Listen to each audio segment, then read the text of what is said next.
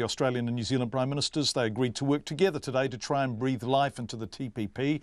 The deal has been floundering after President Trump pulled the US out. The Australian and New Zealand Prime Ministers have held formal talks in Queenstown this afternoon. After the talks, Bill English told the media that the TPP is not dead yet. Well, it's a new task, isn't it? So, New Zealand was one of the initiators of the TPP. Australia came along. We don't have exactly the same trade interests in our trade deals.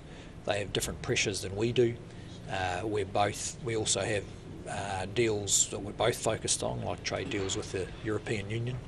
But in the case of TPP, I think there's a sense there that among the remaining 11 countries, it would be quite beneficial for Australia and New Zealand to show some confidence that this could be moved forward. Let's go live to Queenstown now, where our Deputy Political Editor, Chris Bramwell, joins us live via live view with the most magnificent, almost skiting kind of background, Chris, behind you to suggest that you were there and we're not. What did they talk about? Well, they really covered off a wide range of topics, as they do in these kinds of annual talks. Obviously, the Trans-Pacific Partnership was at the top of the list because of the stalling of the agreement after, as you said, Donald Trump pretty much put the kibosh on it from the American point of view. They did talk about it in great detail, and they said that what they want to do is join forces, as Bill English said there, and present a kind of united front. They think that that will help to move the deal along. Aside from the TPP, they talked about trans-Tasman trade. They also talked about this Pathways to Citizenship deal that was agreed between Malcolm Turnbull and John Key last year.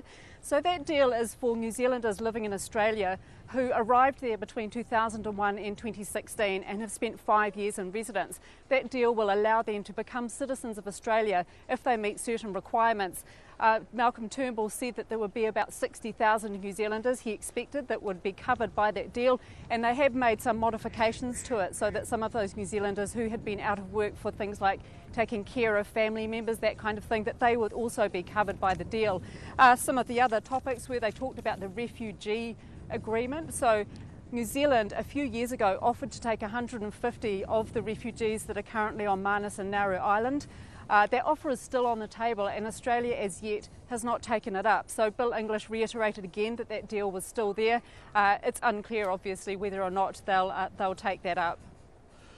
Chris, very interesting to see Bill English in this situation. Different kind of vibe from when John Key was doing it. John Key really went for a conspicuous kind of mateship. How did Bill English play this? So it's really interesting watching these different leaders, to be honest, and these press conferences they have are very managed. We only get 3 questions each to ask to the 2 leaders. I would say that Bill English was quieter, more considered. He has a different style of leadership to John Key.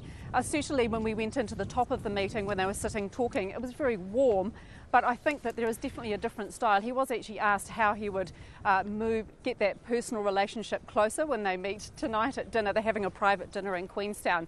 He said he had no doubt that they would be good friends, that they would get on well. He also joked that they'd be gossiping about John Key. He said that as well. He has actually met Malcolm Turnbull about 4 times, but this is his first time as Prime Minister. So he also reiterated that this trans-Tasman relationship is hugely important to New Zealand. They're our biggest trading partner, they're our closest ally, and he said over time it's obviously developed into a very, very close relationship, and they've had ministers meeting each other at different levels for a number of years. So he says he has no doubt that they're going to get along just fine. Chris Bramwell against a beautiful background live from Queenstown.